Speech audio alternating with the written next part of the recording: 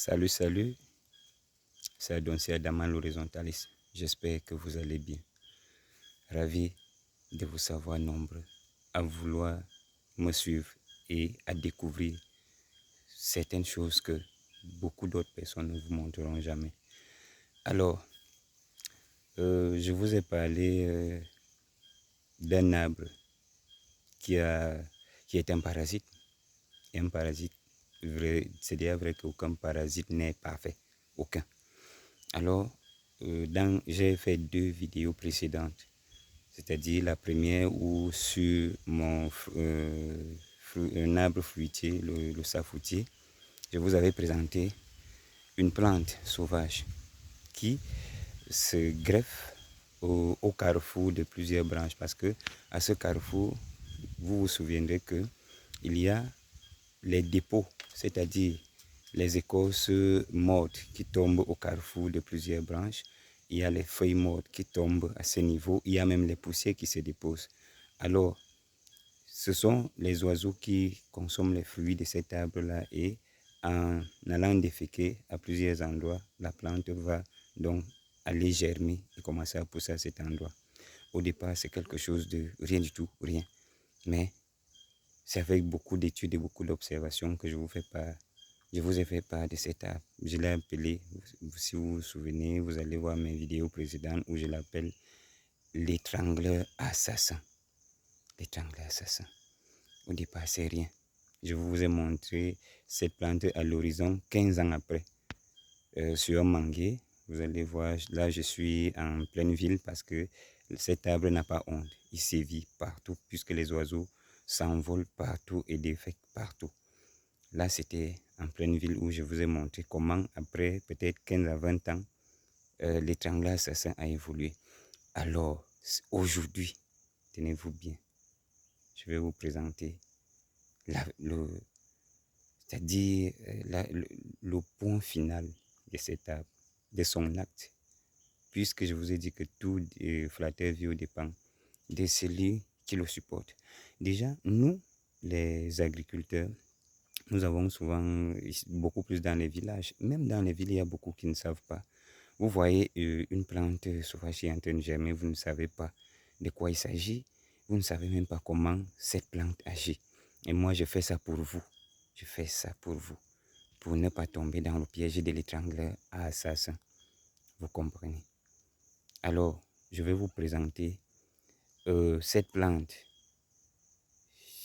J'ai commencé au début quand elle est presque à l'âge de 2 à 3 ans.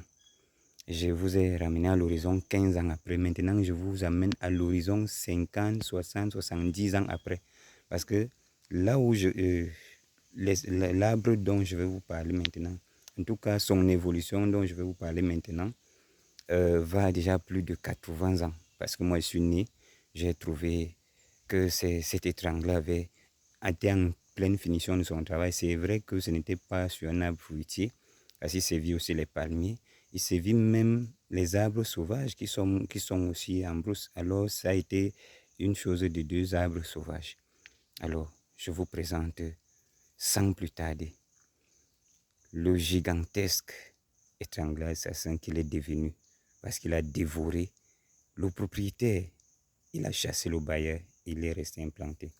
Allons-y. Voilà, vous voyez les racines. Je vous ai dit à un moment donné que quand cet étrangleur arrive, commence à germer au carrefour, la première des choses, c'est d'envoyer ses branches à même le sol pour aller tirer de l'eau pour nourrir la tige. Vous voyez, voici le plan. C'est déjà un arbre tout fait. Vous voyez. Alors, voici l'évolution. Vous voyez, à l'intérieur, vous verrez qu'il y a du vide. Il y a les trous partout. Au départ, vous voyez les trous là, ce sont les racines. Au départ, c'était les racines. Mais avec le temps, comme il pousse, il grandit, il encercle l'arbre, il envahit. Et ces branches se rencontrent. Les branches deviennent donc, font corps et ça devient le tronc d'arbre. Vous voyez. Donc, c'est Voici cet étrangleur-là. Il est devenu un arbre gigantesque. Gigantesque, vous voyez. Voici les racines. Donc la petite racine qu'il envoie souvent au sol. Vous voyez, ça continue jusqu'au fond là-bas. Comme vous voyez là. Continue jusqu'au fond. Et alors, il est déjà plein de ressources. Plein de ressources. Vous voyez les vides dont je vous parlais à l'intérieur. Vous voyez ces vides. Voilà. Donc, c'est vrai que si tu n'as pas le cœur, si tu n'es pas habitué avec la forêt, tu vas t'enfuir parce que ça fait peur. Ça fait peur. Ça fait vraiment peur. Mais comme j'ai le devoir de vous présenter les merveilles de la nature, en bien ou en mal, je suis obligé de le faire pour vous. Alors, vous voyez, voilà, voici l'étrangleur. Vous voyez les vides, les creux. Vous allez donc voir à un certain niveau, il y a un nœud. Il y a un nœud. C'est à ce niveau-là qu'il y avait le carrefour, dont la genèse de sa naissance. Le nœud que vous voyez là, c'était à ce niveau qu'il s'était greffé, qu'il avait poussé. Et tout le reste que vous voyez en bas, c'est les racines. Les racines ont fait corps. C'est devenu tout un arbre. Donc j'espère que vous voyez, vous avez vu le nœud dont je vous parle. Et voilà jusqu'au feuillage. Je vous ai aussi dit que c'est l'étrangleur assassin.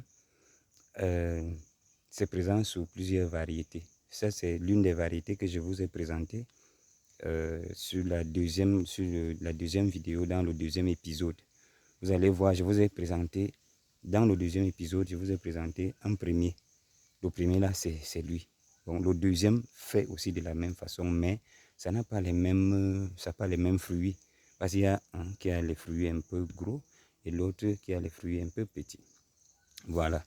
Bon, c'est vrai que quand nous on était petits, on nous racontait souvent que c'est pas seulement un mauvais parasite.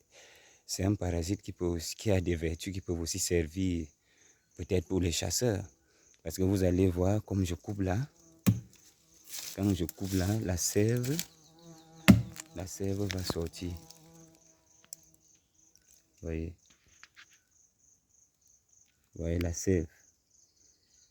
La sève qui coule là, à l'époque, elle était recueillie pour fabriquer les ballons à caoutchouc sauvage.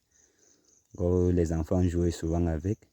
Le même liquide permettait à ce que nos grands-parents et nos parents qui chassaient souvent les perroquets, les grands oiseaux, ils faisaient chauffer ça dans le feu. Ça devenait noir et collant. C'est-à-dire, quand il sait qu'un oiseau va dormir à un endroit et qu'il ne peut pas l'attraper, il grimpe sur cet arbre, il va mettre ce produit. Et quand l'oiseau vient se poser, l'oiseau colle. Le matin ou en soirée, ça dépend du moment où il va visiter son piège. Il va tout simplement trouver l'oiseau. Alors, fin de l'épisode de l'étrangleur assassin. Je suis très content d'avoir réalisé. Vous verrez que j'ai pris, par rapport à la première vidéo, j'ai pris un peu de temps. C'est parce que j'étais en train de fouiller, j'étais en train de chercher, je me renseignais et j'ai trouvé. Là, c'est dans mon territoire, c'est dans mon propre village. Moi, je l'avais déjà, mais je cherchais ces différentes évolutions ailleurs. Je les ai trouvées.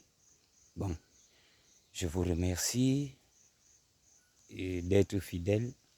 Je vous remercie de liker, de partager, de vous abonner. J'ai encore plein d'autres sujets à vous apporter, plein d'autres informations à vous fournir par rapport à un certain nombre de choses. Dans les jours à venir, je pourrais vous parler du domaine politique. Je pourrais vous parler de comment gérer le jardin, parce que c'est aussi très important. Les gens qui plantent les arbres dans les jardins et les fleurs n'importe comment. J'ai aussi mené une étude et c'est en pleine finition. Je vous viendrai et je vais vous expliquer un certain nombre de choses. Vous serez très édifiés, vous n'allez plus commettre certaines erreurs. Alors, je vous aime. Prenez soin de vous. À très bientôt.